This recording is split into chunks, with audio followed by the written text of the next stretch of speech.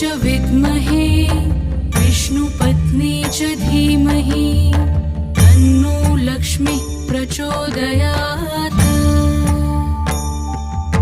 ॐ महालक्ष्मी च विद्महे विष्णुपत्नी च धीमहि तन्नो लक्ष्मीः प्रचोदयात्। ॐ महालक्ष्मी च विद्महे विष्णुपत्नी च धीमहि तन्नो लक्ष्मीः प्रचोदयात्।